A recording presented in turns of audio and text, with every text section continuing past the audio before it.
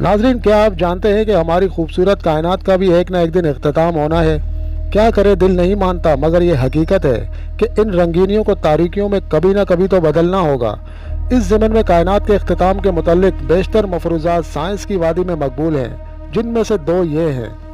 हमें इल्म है कि कायनात में कहकशाएँ लोकल ग्रुप की शक्ल में दूर हो रही हैं, यानी हमारे लोकल ग्रुप के बाहर मौजूद दीगर कहकशाएँ हमसे दूर होती जा रही हैं। जब बिग बैंग का वाक़या हुआ तो ये मादा एक नुक्ते में यकजा था, सो कायनात का दर्जा हरारत लामतनाई हद तक ज़्यादा था।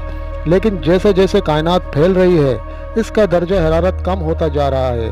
आज इसका दर्जा हरारत -270 डिग्री सेंटीग्रेड है। लेकिन अगर ये यूं ही फैलती रही तो एक वक्त आएगा कि इसका दर्जा हरारत -273 डिग्री सेंटीग्रेड यानी एब्सोल्यूट ज़ीरो हो जाएगा। वक्त गुजरने के साथ साथ सितारे अपने इख्तिताम को पहुंचकर तबाह हो जाएंगे। कायनात में मज़ीद सितारे बनने का अमल ख़त्म हो जाएगा और ये कायनात ठंडी होकर जानदारों के रहने के लायक नहीं रहेगी। सो नए सितारे ना बनने के बायस ब्लैक होल्स का इस कायनात पर राज कायम हो जाएगा। हर तरफ अंधेरा ही अंधेरा होगा।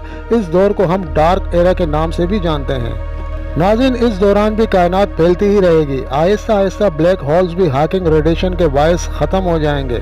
यूँ कायनात में सिर्फ तवानाई ही रह जाएगी, लेकिन तवानाई की कसाफत इस हद तक कम होगी कि इससे कोई नई चीज़ वजूद में नहीं आ सकेगी। हमारी कायनात तारीकी के शिकार हो जाएगी। अजब खौफनाक एहसास तन्हाई होगा। इस नज़रिए को फल्कियात में बिग फ्रीज के नाम से जाना जाता है। नाज़रीन, दूसरा मकबूल मफरूज़ा ये है, जैसा कि 20 साल पहले हमें मालूम हुआ कि कायनात के एक्सपेंड होने की रफ्तार में पहले की निस्बत इजाफा हुआ है। इसकी बुनियादी वजह डार्क एनर्जी है। डार्क एनर्जी हमारी कायनात को फैलाने का काम करती है, जबकि डार्क मीटर नामी पुरस्रार मादा सितारों को कहकशाओं में इकट्ठा रखे हुए है। जदीद साइंसी तहकीकात के बाद हमें मालूम हुआ है कि 5 अरब साल पहले डार्क मीटर डार्क एनर्जी पर हावी था, मगर फिर डार्क एनर्जी ने इस पर सबकत हासिल कर ली। अगर देखा जाए तो मालूम होगा कि हम सब एटम्स से मिलकर बने हैं। सो साइंसदानों को खदशा है कि डार्क एनर्जी ने जैसे 5 अरब साल पहले डार्क मीटर पर गलबा हासिल किया, तो हो सकता है कि आने वाले वक्त में डार्क एनर्जी मादे पर भी गलबा हासिल कर लेगी। अगर ऐसा हो गया तो इलेक्ट्रॉन और न्यूक्लियन के दरमियान मौजूद खला भी डार्क एनर्जी से पुर हो जाएगी। और अगर ऐसा हुआ तो जिस डार्क एनर्जी के तहत कहकशाएं एक दूसरे से दूर जा रही हैं, इसी तारीक तवानाई के तहत कायनात में मौजूद तमाम मादे और जानदारों के एटम्स फट जाएंगे और कायनात में कोई भी मादा बाकी नहीं रहेगा। इस नज़रिए को साइंसदान बिग रिप का नाम देते हैं।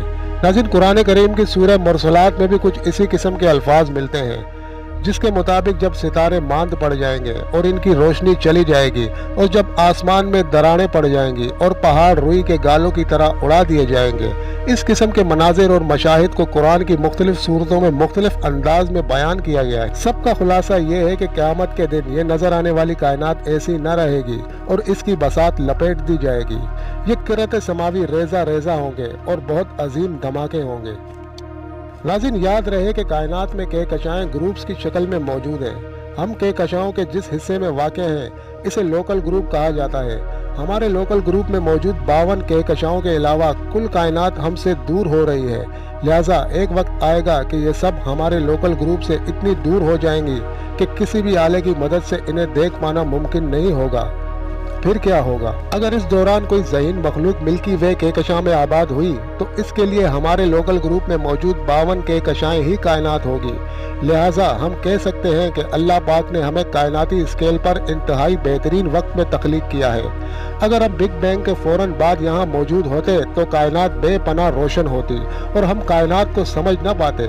अगर अरबों साल बाद हम यहाँ मौजूद होते तो दीगर कहकशाएं इतनी दूर चली जाती कि हमारे लिए पूरी कायनात 52 कहकशाओं पर ही मुश्तमिल होती। हम कभी भी कायनात की हकीकत को जान न पाते, इसकी वसतों का अदराक न कर पाते।